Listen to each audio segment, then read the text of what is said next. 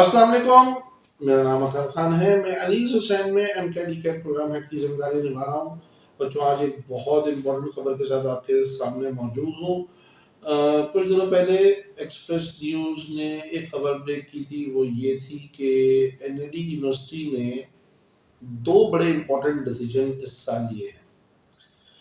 पहला डिसीजन ये है कि जिस तरह पिछले सालों में फर्स्ट ईयर में कम से कम 60% जिसकी होती थी बच्चे की, वो एलिजिबल होते थे टेस्ट देने के लिए।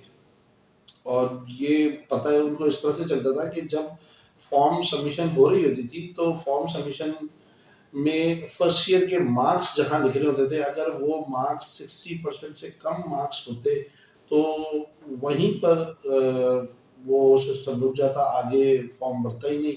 और यूं वो बच्चे जो 60 से कम परसेंटेज लेके आए होते थे वो फॉर्म भी भर नहीं पाते और वो टेस्ट भी नहीं दे पाते, जाहिर सी बात है। तो 60% का होना लाजमी था। लेकिन इस साल का जो रिजल्ट था, बड़ा डिस्टर्बिंग रिजल्ट है, आप सब जानते हैं। उस रिजल्ट ने एक NLD यूनिवर्सिटी को बड़े डिसीजन लेने पर मजबूर किया। वजह ये थी कि जो NLD में मौजूद नंबर ऑफ सीट्स हैं वो ज़्यादा बन रही थी और 60% तक जो फर्स्ट ईयर में बच्चे जो मौजूद हैं रिजल्ट के हिसाब से वो कम थे, NLD की सीट ज़्यादा थी।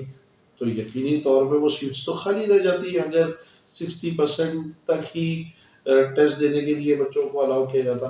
तो NLD ने बड़ा डिसीजन ये लिया कि 55% जिन बच्चों की फर्स्ट ईयर में हैं या उससे अबव, वो तमाम बच्चे एलिजिबल हैं टेस्ट देने के लिए। लेकिन मैं एक बात बताता चलूं जो कि बड़ी मिस गाइड लोग कर रहे हैं जिस हवाले से कि 55% फर्स्ट ईयर में होने वाला बच्चा टेस्ट दे सकता है, लेकिन किसी भी इंजीनियरिंग प्रोग्राम में जाने के लिए उसको इंटर की जो परसेंटेज होगी, जो कंसोलिडेटेड परसेंटेज होती है, जो फर्स्ट ईयर सेकंड ईयर की मिलकर परसेंटेज बनती है, उसका 60 से अबव होना लाजमी है। ये रिक्वायरमेंट पाकिस्तान इंजीनियरिंग काउंसिल की है, जो कि चेंज नहीं हो सकती। पाकिस्तान इंजीनियरिंग काउंसिल कहता है कि 60 से कम परसेंटेज अगर किसी बच्चे की है तो वो इंजीनियरिंग नहीं कर सकता। ये बात हर इंजीनियरिंग यूनिवर्सिटी को फॉलो करनी पड़ती है। यानी इस बात का मतलब ये हुआ बच्चों कि आप 55% अभी है तो टेस्ट तो दे सकते हो, आप टेस्ट दे दोगे, लेकिन उसके बाद भी आप अगर अपने सेकेंड ईयर में 60 या उससे अब परसेंटेज नहीं बना पाए तो आपका एडमिशन होकर भी एडमिशन कैंसिल हो जाएगा। आपकी इंटर में ओवरऑल परसेंटेज 60 से अब होना इंजीनियरिंग प्रोग्राम्स के लिए जरूरी है। तो अभी टेस्ट देने के लिए उन्होंने अलाउ किया आपको 55% तक के बच्चों।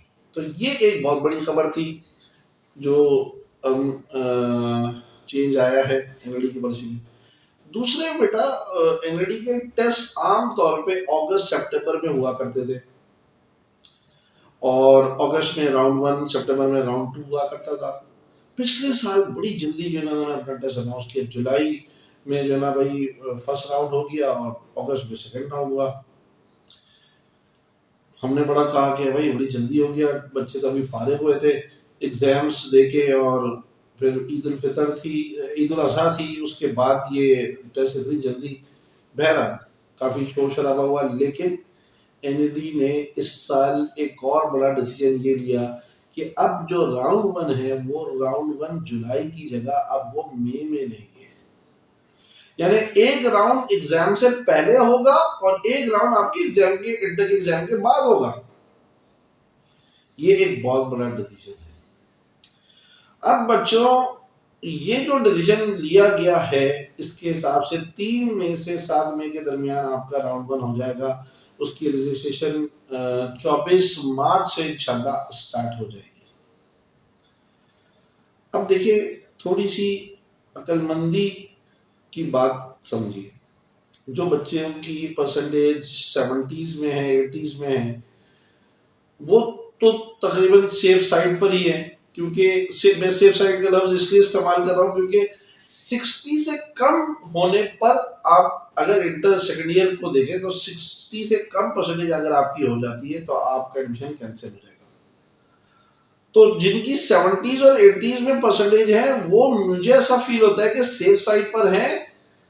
वो अगर अपनी इंटर की प्रिपरेशन को पे एप्टीट्यूड को तरजीह भी देंगे तो उनका इंटर खराब भी हुआ तो उम्मीद है कि इंशाल्लाह 60 से अब उनकी परसेंटेज रहेगी, लेकिन उनका एप्टीट्यूड बेहतर हो जाएगा। एप्टीट्यूड में अच्छे मार्क्स आ जाएंगे। अच्छे मार्क्स आने से चूंकि एनडी यूनिवर्सिटी का एग्रीगेट फॉर्मूला है 50% टेस्ट और 50% फर्स्ट ईयर सेकंड ईयर शामिल नहीं है एनडी के एडमिशन में। एनडी के एडमिशन में क्या, फास्ट के एडमिशन में, नस के एडमिशन में, जीआईके के एडमिशन में, सबके एडमिशन में फर्स्ट ईयर का परसेंटेज एग्रीगेट में शामिल की जा रही है। सेकंड ईयर की कोई परसेंटेज एडमिशन प्रोसेस में शामिल नहीं है किसी भी यूनिवर्सिटी में। हाँ, बस इस हद तक सेकंड ईयर की परसेंटेज इंपॉर्टेंट है कि वो 60 से अबव है। तो 70 और 80 परसेंटेज वाले बच्चे चूंकि माशाल्लाह इतनी परसेंटेज ला चुके हैं कि वो 60 से अबव रहेंगे, अगर थोड़ी कम मेहनत भी कर लेंगे इंटर में तो उनको तो चाहिए कि बस आप अपनी पूरी की पूरी एफर्ट एप्टीट्यूड पे लगा दें। जो बच्चे 60s में हैं या 55 से अबव 60 तक है, वो बच्चों को दो काम करने हैं। उनको अपने इंटरमीडिएट में भी 60 से अबव परसेंटेज बनाने की कोशिश करनी है, या अगर है तो मेंटेन करने की कोशिश करनी है, और साथ साथ एप्टीट्यूड टेस्ट पे भी वर्किंग करनी है। वो बच्चों के लिए थोड़ा सा परेशान कुन मरला इसलिए है क्योंकि अगर उनके एप्टीट्यूड टेस्ट में भी मार्क्स अच्छे नहीं आए तो एग्रीगेट उनका अच्छा नहीं बनेगा, क्योंकि ऑलरेडी उनकी परसेंटेज तो कम है। तो उनको तो एप्टीट्यूड टेस्ट में बेहतर मार्क्स की जरूरत है ना। तो उनको कंपैरेटिवली ज्यादा मेहनत करने की जरूरत है। देखिए रेस लग रही है, रेस में एक बच्चा आपसे पहले ही आगे खड़ा हो गया। मैं बात कर रहा हूँ उन बच्चों की जो कि 60s में परसेंटेज जिनके पास है, या 55 से 60 के दरमियान है, या 60 से 70 के दरमियान है। उनसे आगे वो खड़े हुए हैं जो 70 परसेंटेज लेकर आए या 80 परसेंटेज लेकर आए रेस में। अब इन बच्चों को अगर उनका मुकाबला करना है तो इनको डबल मेहनत करनी पड़ेगी ना। एक मेहनत उनके साथ जाने की और एक मेहनत उनसे आगे निकलने की।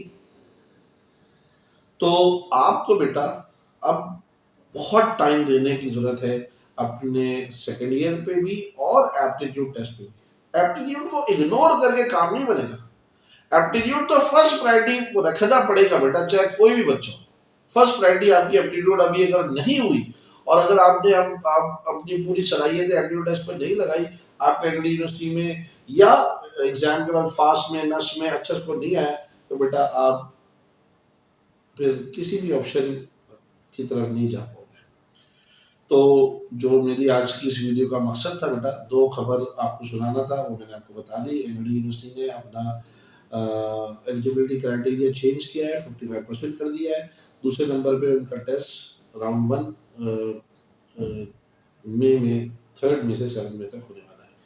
आप सबसे रिक्वेस्ट है एप्टीट्यूड टेस्ट पे गफलत कम ना करें, और ये ना सोचे कि रमजान का महीना है, ईद आने वाली है। जो भी है बेटा, रमजान में भी पढ़ना पड़ेगा, ईद में भी पढ़नी पड़ेगी। जाहिर सी बात है, आपका फ्यूचर का मसला है ना बेटा। उम्मीद करता हूँ आपको बात समझ आई होगी। बहुत शुक्रिया।